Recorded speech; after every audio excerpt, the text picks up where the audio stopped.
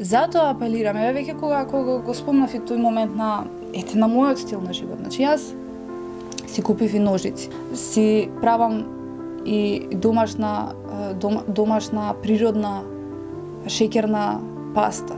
Сите оние потреби што се за жена, се правам сама, не затоа што немам пари, туку затоа што не сакам да му влезам на некој во играта и да ме манипулира. Ова го кажувам за да ви биде пример како со здрав, интелигентен памет треба да се размислува. Не дека сум ја нешто поинтелигентна или попаметна, туку сакам да ви кажам дека кога размислуваме на овој начин, ние вистински се почитуваме самите себе си и така ќе прозрачиме со духот. А не да се правам ја слеп и да работам за некој друг. Значи сите тие финансии кои што сум ги добила од некој работодавач, да ги давам повторно на некој материјалист, кој што нема свеза за мене. Значи не смееме да ги подржуваме.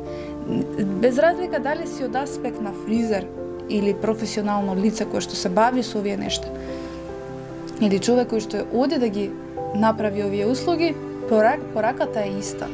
Да бидеме еднакви, да бидеме луѓе, да не бидеме безобразни. Бидејќи, ако си безобразен, ти си влегол во таа индустрија и ти си дел од зло. Значи ти сакаш да му наштетиш на другиот, не сакаш да му помогнеш.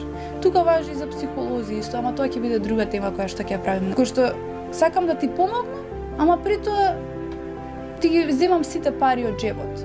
Епа не може така. Треба да бидеме малце по-хумани, треба да бидеме малце по-човечни и да застанеме и за другиот, бидејќи утре нашето дете ќе треба да отиде за некоја услуга и ќе биде така злоупотребено. И гледате, кармата се враќа.